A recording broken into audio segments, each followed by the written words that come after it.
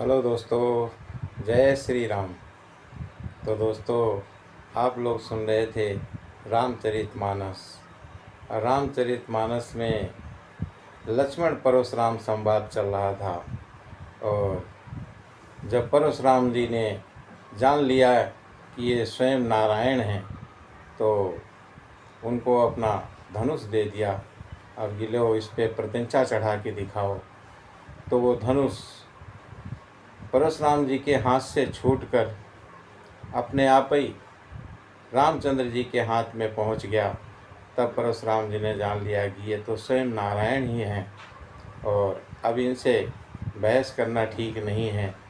तो रामचंद्र जी से माफ़ी मांग के और वो चले गए तप हेतु। जब परशुराम जी चले गए तो देवता लोग राम जी के ऊपर फूल बरसाने लग गए। तो आइए दोस्तों, रामचरितमानस रूपी गंगा में प्रवेश करते हैं। दोस्तों, ये राम कथा मैं आपको जो सुना रहा हूँ, जैसे शुद्ध देसी घी होता है, वैसे ही ये शुद्ध रामचरितमानस आपको सुनाता हूँ। और पसंद आए तो लाइक कर दिया करो, और नहीं पसंद आए तो कोई बात नहीं, हम आपके ऊपर कोई जोर नहीं देंगे। राम जी से प्यार होगा तो ज़रूर लाइक करोगे। तो आइए दोस्तों, अब आगे की कथा सुनते हैं। रामचंद्र जी के ऊपर देवता लोग फूल बरसा रहे हैं। देवन दीन्ही दुंदवी, प्रभु पर बरसहि फूल। हर से पुर नर नारी सब, मिटी मोह में सूल। देवताओं ने नगाड़े बजाए, वे प्रभु के ऊपर फूल बरसाने लगे। जनकपुर के स्त्री पुरुष सब हर्षित हो गए और उनका मोह में अज्ञान से उत्पन्न सूल मिट गया। अति गहे गहे बाजने बाजे, सबहि मनोहर मंगल साजे। जूथ जूथ मिली सुमुख सुनैनी, करहि गान कल को बिल बैनी। खूब जोर से बाजे बजने लगे और सभी ने मनोहर मंगल साज सजे और सुंदर मुख और सुंदर नेत्रों वाली तथा कोयल के समान मधुर बोलने वाली स्त्रियां झुंड की झुंड मिलकर सुंदर गान करने लगी हैं।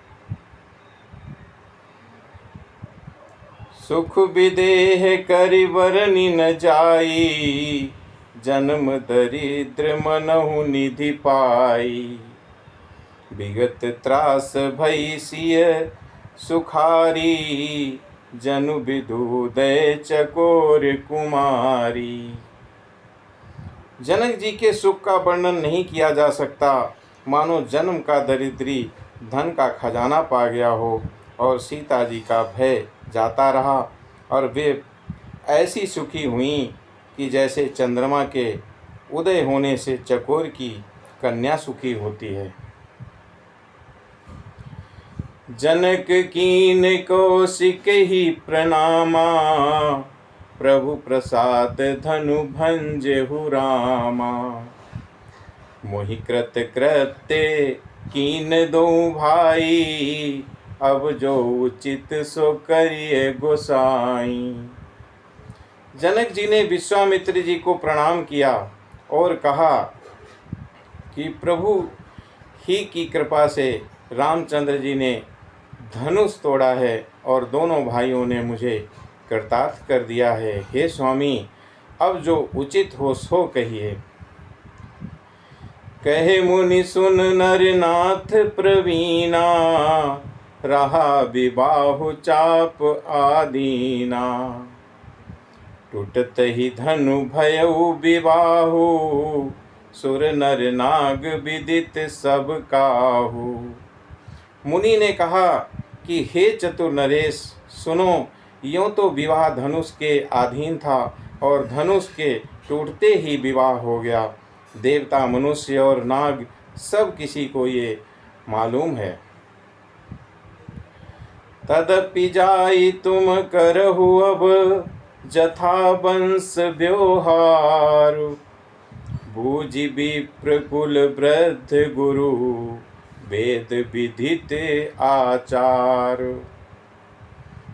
तथापि तुम जाकर अपने कुल का जैसा व्यवहार हो, ब्राह्मणों को कुल के बूढ़ों और गुरुओं से पूछकर और वेदों में वर्णित जैसा आचार हो वैसा ही करो। दूत अवधपुर पठबहु जाई, आनहि नृप दशरथ बुलाई। मुदित राहु कही भले कृपाला, पठे दूत बोलित ही काला। जाकर अयोध्या को दूत भेजो जो राजा दशरथ को बुला लावें। और राजा ने प्रसन्न होकर कहा कि हे कृपालु, बहुत अच्छा। और उसी समय दूतों को बुलाकर भेज दिया। बहुरी महाजन सकल बुलाए, आई सब निसादर सिर नाए। हाट बाट मंदिर सुरवासा, नगर सवारहु चारहु पासा। फिर सब महाजनों को बुलाया और अपने सबने आकर राजा को आदर पूर्वक सिर नवाया। और राजा ने कहा कि बाजार, रास्ते, घर, देवालय और सारे नगर को चारों ओर से सजा दो। हरसि चले निज निज गृह आए, पुनि परिचारक बोली पठाए। रचहु विचित्र बितान बनाई, सिर धरि बचन चले सचुपाई। महाजन प्रसन्न होकर चले और अपने अपने घर आए। और फिर राजा ने नौकरों को बुलावा भेजा और उन्हें आज्ञा दी कि विचित्र मंडप सजाकर तैयार करो।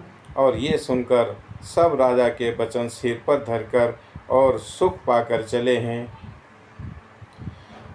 पठे बोली गुनी तिन्ह नाना, और जे बितान विधि कुशल सुजाना।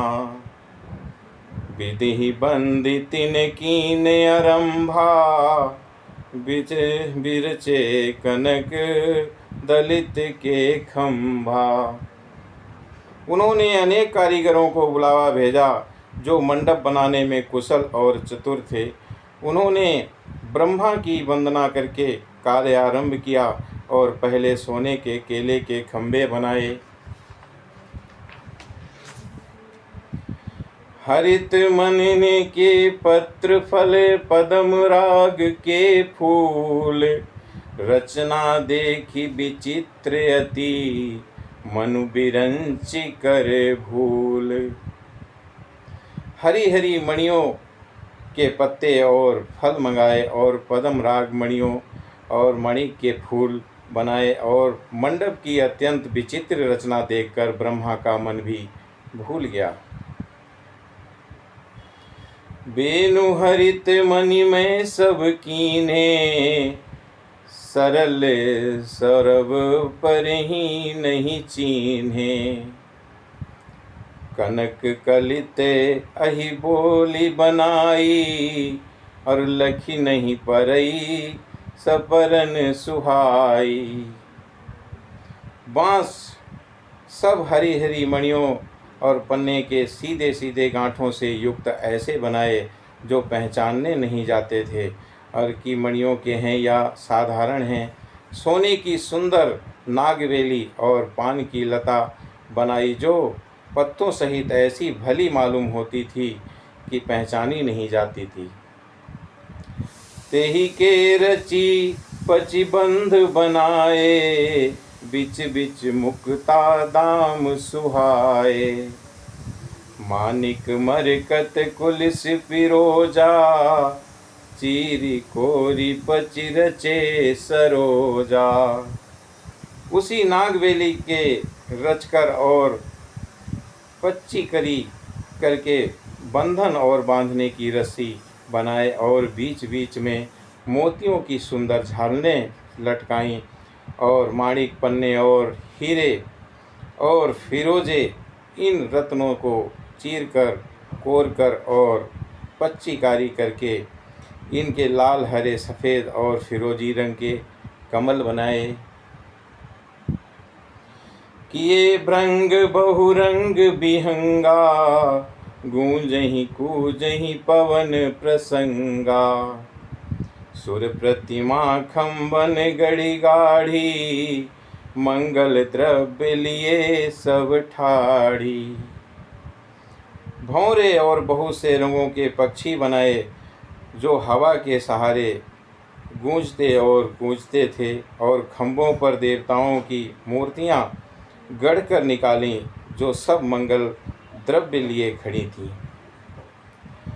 चौके भांति अनेक पुराई, सिंदूर मणि में सहज सुहाई।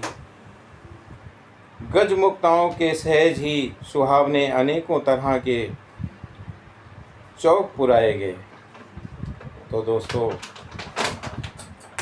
आखिर इतनी सजावट क्यों ना होती? ब्याह किसका है? राम और सीता का। तो जनक जी बहुत प्रसन्न हैं। और दोस्तों, आज की कथा को यहीं पर विश्राम देते हैं।